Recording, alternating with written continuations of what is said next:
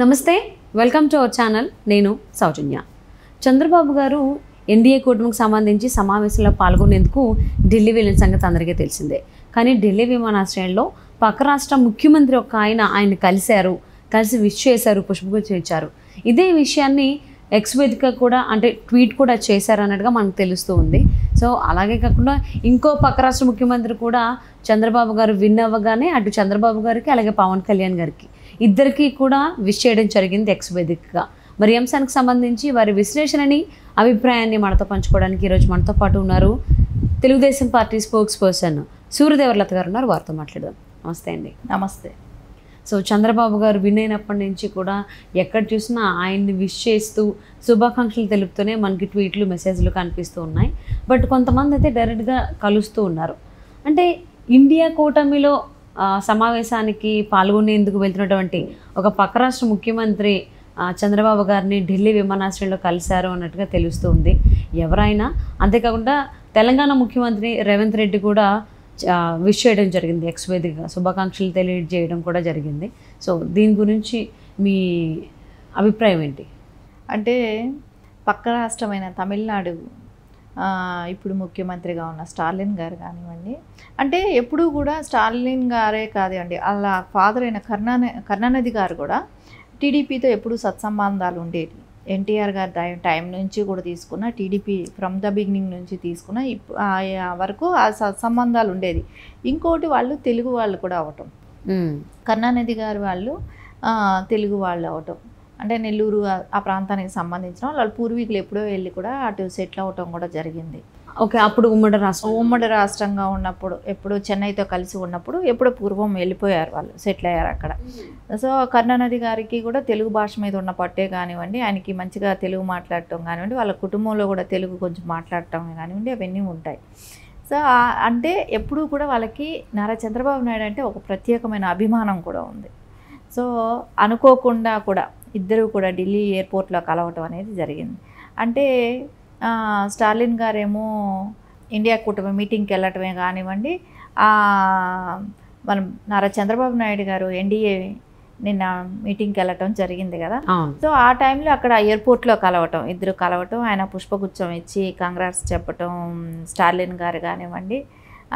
ఇప్పుడు ఉన్న పరిస్థితి ఎలా ఉంది నారా చంద్రబాబు నాయుడు గారిది ఎన్డీఏలో కీలక వ్యక్తిగా ఉన్నారు కదా.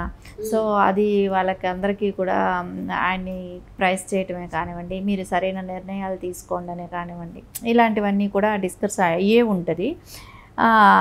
వాళ్ళు చాలా హ్యాపీగా ఫీల్ అవటమే కానివ్వండి. ఇట్లాంటి సంబంధాలు, మనం సత్సంబంధాలు కొనసాగిస్తూ ఇరు రాష్ట్రాలకి కూడా మంచి జరిగేటట్టు ఉండాలనేది వాళ్ళు భావించడం కూడా జరిగింది. తెలంగాణ ముఖ్యమంత్రి రేవంత్ రెడ్డి గారు కావచ్చు, అలాగే తమిళనాడు ముఖ్యమంత్రి ఎంకే స్టాలిన్ కావచ్చు, వీళ్ళిద్దరూ కూడా సత్సంబంధాలని మనం కొనసాగిద్దాము, ఇంకా ఎక్కువ పెంచుకుందాం బంధాలని అని చెప్పి ఎక్స్ వేదికగా చెప్పడం జరిగింది. సో ఈ అంశాన్ని ఏ విధంగా చూడాలి అంటారు? రేవంత్ రెడ్డి గారికి గతంలో చంద్రబాబు నాయుడు గారి దగ్గర తెలుగుదేశంలో పనిచేసిన అనుభవం కూడా ఉంది కాబట్టి, సో ఆయన సీఎం తెలంగాణ స్టేట్ కావటమే కానివ్వండి, ఖచ్చితంగా చంద్రబాబు నాయుడు గారు సీఎం మళ్ళా 4వ ప్రమాణ స్వీకారం చేస్తున్నారు అని అన్నప్పుడు తెలంగాణలో ఎక్కువ శాతం గతంలో మనం పోల్చుకుంటే ఓటు కూడా చాలా వరకు టర్న్ అవటం కూడా, ఆయన టీడీపీలో పనిచేయబట్టి తెలుగుదేశం ఓట్ బ్యాంక్ అంతా కూడా రేవంత్ రెడ్డి గారికి వెళ్ళటం కూడా జరిగింది గతం, మొన్న ఎలక్షన్స్లో కూడా. సో ఇది ఆయనకి ఉంటుంది. సో బాబు గారు మీద అభిమానం కూడా ఉంటుంది. అట్లాంటి విజనరీ లీడర్ ఎవరైనా ఇప్పుడు ఇండియా మొత్తం గుర్తిస్తుంది, అలాంటప్పుడు రేవంత్ రెడ్డి గారు గుర్తించకపోవటం ఏముంటుంది. పక్క రాష్ట్రం, రేపొద్దున సత్సంబంధాలు కలిసి పనిచేయాల్సిన వాళ్ళు, ఇరువురు రాష్ట్రాల్లో ప్రజలు మంచిగా ఉండాలి, సుభిక్షంగా ఉండాలి అని అన్నప్పుడు పక్క స్టేట్లన్నీ కూడా సత్సంబంధాలు మంచిగా ఉంటే బాగుంటుంది కదా అనేది వాళ్ళ అభిప్రాయం కూడా అవుతుంది కదా. సో ఇవన్నీ కానీ స్టాలిన్ గారే కానివ్వండి, ఇటు తెలంగాణ స్టేట్లో ఉన్న రేవంత్ రెడ్డి గారే కానివ్వండి, వాళ్ళు శుభాకాంక్షలు తెలపటమే కానివ్వండి, విష్ చేయటమే కానీ జరిగింది. మీడియా ముఖంగా శుభాకాంక్షలు చెప్పడం జరిగింది. ఆంధ్రప్రదేశ్కి చుట్టుపక్కల రాష్ట్రాల ముఖ్యమంత్రులందరూ కూడా ఇలాగా సోదర సంబంధాలను ఇంకా బలోపేతం చేద్దాం, అలాగే సత్సంబంధాలను ఇంకా కొనసాగిద్దాం, వాటిని కూడా ఇంకా స్ట్రాంగ్ చేద్దాం అనేటువంటి సంకేతాలు ఇవ్వడం అనేది ప్రజలు ఏ విధంగా అర్థం చేసుకోవాలి అంటారు? ఖచ్చితంగా ఇప్పుడు అది చాలా మంచి శుభ పరిణామం కదా. ఎందుకంటే 2 రాష్ట్రాలు ఇప్పుడు మనం గతంలో చూసాం, కర్ణాటక, తమిళనాడు ఏ రకమైన ప్రాబ్లమ్స్ వాళ్ళు ఫేస్ చేశాయి వాటర్ కోసం. సో అట్లాంటిది లేకుండా అంటే చంద్రబాబు నాయుడు గారు ఎప్పుడు మనం చూసాం ఏ రాష్ట్రంతో కూడా పొరుగు రాష్ట్రాల్లో ఇది ప్రాబ్లం లేకుండా, ఒక్క మహారాష్ట్రతో బాబ్లీ విషయంలో మనకు ఒకసారి తేడా వచ్చింది, కానీ గతంలో ఎప్పుడూ కూడా ఎక్కడా ఏ రాష్ట్రంతో కూడా ప్రాబ్లం లేదు. సో ఆయన అదేలాగా సత్సంబంధాలు కొనసాగించడం అనేది అలవాటే. అందుకని ఇప్పుడు కరుణానిధి గారి వాళ్ళ ఇదేంటంటే పూర్వం నుంచి కూడా అంటే తెలుగు గంగ కూడా ఎన్టీఆర్ గారి టైం నుంచే పంపించడం, అంటే మన అప్పుడు ఉమ్మడి రాష్ట్రమైన తెలంగాణ, ఆంధ్ర ఉమ్మడి రాష్ట్రం, కానీ ఇక్కడ నుంచి మనం నీళ్లు కూడా పంపడం జరిగింది చెన్నైకి, తెలుగు గంగ అనేది.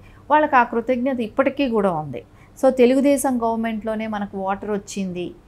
సో ఈరోజు చెన్నయ్య కానివ్వండి వాళ్ళకంతా వాటర్ సప్లై చేయగలుగుతున్నారు అని అంటే మన తెలుగు గంగ వాటర్ కాబట్టి వాళ్ళకి ఇది ఎప్పుడు ప్రత్యేకమైన అభిమానం ఉంది. సో తెలుగుదేశం పార్టీ మీద అక్కడ ఉన్న ప్రజలలో కూడా ఒక అభిమానం ఉంది. అక్కడ మన తెలుగు వాళ్ళు కూడా ఎక్కువే ఉంటారు తమిళనాడులో. సో అందుకని వాళ్ళకి ఎక్కువ కూడా ఇప్పుడు తెలుగుదేశం పార్టీని ప్రైజ్ చేస్తే వాళ్ళకి అక్కడ పార్టీ కూడా స్ట్రాంగ్ అవుతుంది.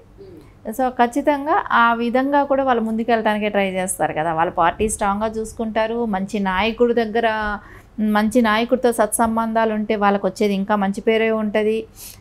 ఎప్పుడు వాళ్ళకి అది కాకుండా గతంలో కూడా తెలుగుదేశం పార్టీ వాళ్ళకి మంచిగా చేసింది తమిళనాడుకి. సో వాటర్ ఇవ్వటమే కానివ్వండి ఇట్లాంటివన్నీ.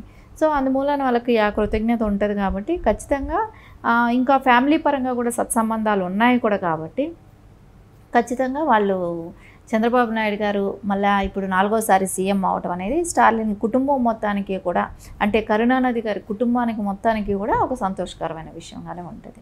అవును, ఎంకే స్టాలిన్ గారు ట్వీట్లో కూడా చెప్పడం జరిగింది, కరుణానిధి గారికి సుదీర్ఘకాలం పాటు మిత్రుడిగా ఉన్నటువంటి చంద్రబాబు గారు కేంద్రంలో కీలకం అవుతారు అని చెప్పేసి. ఇక్కడ అంతేకాకుండా అటు తెలంగాణ ముఖ్యమంత్రి కావచ్చు, ఇటు తమిళనాడు ముఖ్యమంత్రి కావచ్చు, ఇద్దరిలో కామన్ ఫ్యాక్టర్ ఏంటంటే ఇద్దరు కూడా ఇండియా కూటమికి సంబంధించిన వాళ్ళు. సో వాళ్ళిద్దరు కూడా ఇంత ఇమ్మీడియట్గా రియాక్ట్ అవ్వడం, సో ఒకళ్ళేమో నేరుగా కలవడం, అది కూడా ఇండియా కూటమి సమావేశంలో పాల్గొనడానికి వచ్చినటువంటి స్టాలిన్ గారు ఎన్డీఏ కూటమిలో కీలక పాత్ర పోషిస్తున్నటువంటి చంద్రబాబు గారిని ఆ కూటమి సమావేశాల్లో పాల్గొనడానికి వెళ్ళేటువంటి చంద్రబాబు గారిని కలవడం, అసలు దీన్ని అంటే మోదీ గారు కావచ్చు, అటు రాహుల్ గారు కావచ్చు, ఏ విధంగా షాక్ ఏమైనా తగిలేటువంటి అవకాశం ఉందా? ఖచ్చితంగా ఇక్కడ అట్లాంటిది ఏమీ అనిపించదు. ఎందుకంటే చంద్రబాబు నాయుడు గారి సుదీర్ఘ రాజకీయ అనుభవం ఉన్న వ్యక్తి కాబట్టి ఆయనతో వీళ్ళకున్న సత్సంబంధాలు ఎలాంటివి అనేది అందరికీ ఇరు పార్టీలకి తెలిసిన విషయమే. సో ఎన్డీఏకి తెలుసు, ఇండియా కూటమికి తెలుసు.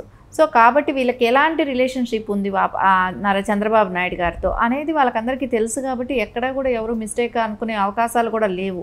సో వాళ్ళకి ఏంటంటే వ్యక్తిగతంగా కూడా చంద్రబాబు నాయుడు గారితో ఉన్న పరిచయాలే కానివ్వండి, దాని మూలన వాళ్ళు కలుస్తారు, దానిలో ఎవరు తప్పు పట్టాల్సిన అవసరం కూడా లేదు కదా. అవును, సో అందులోనూ అంటారు రాజకీయాల్లో శాశ్వత మిత్రత్వం కానీ శాశ్వత శత్రుత్వం కానీ ఉండదు అని చెప్పేసి. ఏదేమైనా ఆంధ్రప్రదేశ్లో ఎన్డీఏ కూటమి గెలవడంతో చంద్రబాబు గారి గెలుపుకు సంబంధించి ప్రతి ఒక్కరు అంటే ముఖ్యంగా చుట్టుపక్కల రాష్ట్రాల ముఖ్యమంత్రులు చాలా అభినందిస్తున్నారు అండ్ అలాగే శుభాకాంక్షలు కూడా తెలియజేస్తున్నారు. సత్సంబంధాలను అలాగే సోదర భావం ఉండేటువంటి దాన్ని కూడా ఇంకా బలోపేతం చేద్దామని చెప్పేసి అంటున్నారు. ఇది నిజంగా శుభసూచకం అండి.